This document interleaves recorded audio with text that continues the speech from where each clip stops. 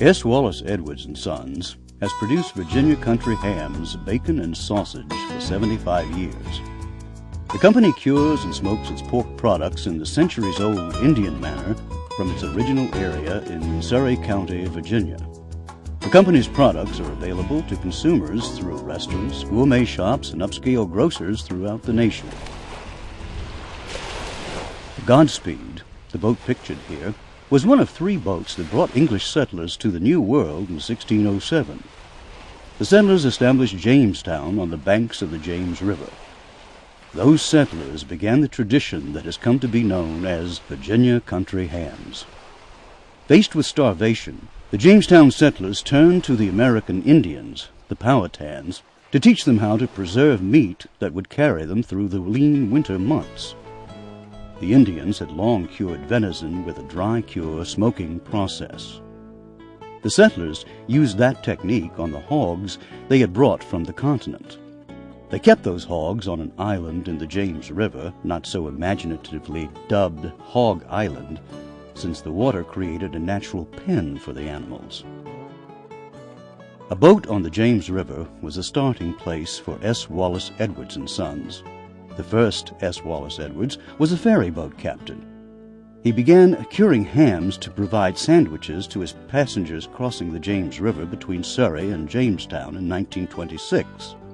When the sandwiches and whole hams became more popular than the ferry ride, Edwards quit his day job and began curing hams full-time. The curing method Edwards used was based on the technique adapted from those original Jamestown colonists. Each fall, the curing process would begin, taking advantage of the changing humidity and temperature of the Virginia countryside. In the early days, the slaughter was typically a community affair. Several farmers got together to slaughter the animals. Salting the hams capped the process. Then they would be hung and taken home for smoking in the farmer's own smokehouse. Today, the process at Edwards is much the same. These pictures, taken by the Library of Congress, were intended to record for posterity the process of creating a Virginia country ham. Once slaughtered, the hog was washed and hung on a pole. The carcasses are cut up and then salted in bins or boxes. After 40 days, they're washed off and hung up in the summer smokehouse, the blue building in the background, where hickory and oak wood smokes the hams. Before the advent of modern technology, timing for hog slaughter and meat curing was dictated by Mother Nature. Slaughter took place around the first frost in the fall, and the curing processes depended on the changing heat and humidity of the 4 seasons. Today, however, the curing process takes place year-round, with refrigeration, heating, and humidifiers replicating the changing seasons. For Edwards, the process is supervised from the company smokehouse in Surry, Virginia. Edwards doesn't slaughter its own hogs anymore, but the company still insists on fresh hams delivered at exactly the perfect temperature from slaughterhouses in the surrounding area. Once they arrive at Edwards, the hams are salted. Edwards cures 2 types of hams. One is the long cut, like these fresh long hams with the loin still attached. They're similar to original hams cured by the settlers and are Edwards' signature Wigwam brand. The curing process of this style ham takes 10 to 12 months and results in a distinctive, intense flavor of the traditional Virginia country ham. The other style is the short cut. It has a shorter hock and loin end that is cut off. This style ham provides a much better yield for the consumer. It isn't aged as long as the long style because so much exposed loin meat surface can dry out the ham. The hams are thoroughly rubbed with salt flakes by hand. The salt is also packed into the hock end for good cure distribution. Then the hams are stacked on pallets in tiers 4 to 5 feet high. They stay in the salt, depending on the size of the ham, for 30 to 40 days. All this time, the salt is penetrating the surface of the ham to preserve it. When salt curing is complete, The hams are washed with clear, fresh water on a conveyor spraying system. Nets are applied to the outside of the hams, and they're hung on wooden racks.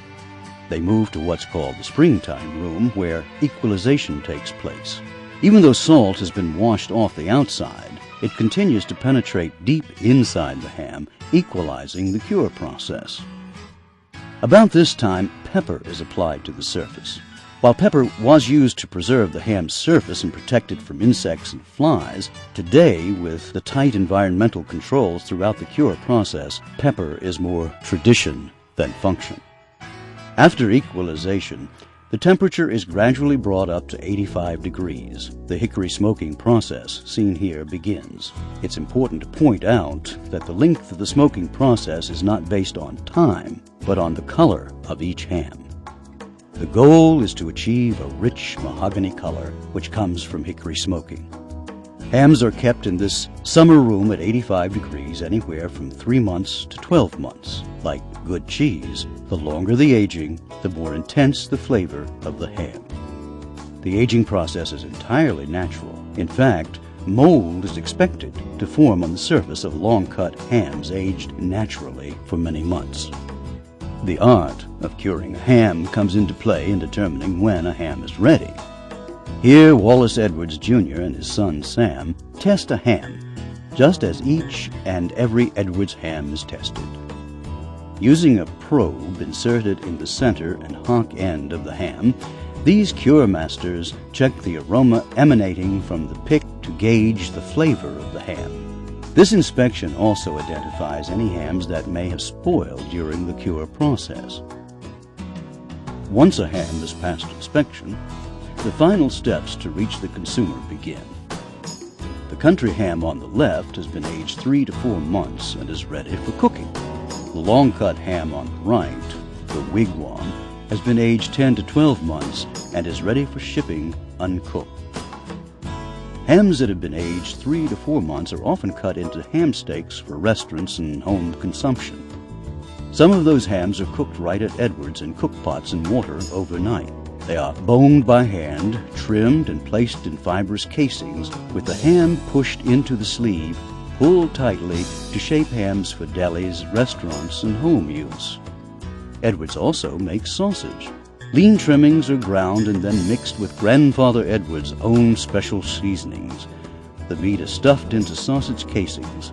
One type of casing is a collagen casing that produces uniform link sizes preferred by hotels and restaurants. The other casing is a natural casing, which produces a more full-bodied flavor reminiscent of old-time sausage. Sausages are dried and cured by hanging on sticks that are pushed into the smokehouse, typically for 14 to 16 hours with a cool smoke. Like curing hams, sausages are judged finished more by their color than by time. Once the dark mahogany color is evident, the temperature is raised to complete the process. Edwards bacon is cured with salt and sugar, but it doesn't stay in dry cure as long as hams. Once the salt-sugar phase is complete, the excess salt and sugar is washed off, and the bacon is hung in the smokehouse for about 18 hours until it reaches that dark mahogany color. The pork sides that will become sliced bacon are chilled, then squared, and finally sliced for packaging to retail sales. Edwards makes other varieties of hams too. A popular style is the city ham, cured with a brine of salt and sugar and other spices to produce a mild, sweet, and juicy ham. A city ham has a subtle, smoky flavor and a texture significantly different than a country ham. Another popular ham is the honey-glazed version, sold through Edwards' 2 retail ham shops, its catalog and website. All Edwards hams are shipped throughout the United States.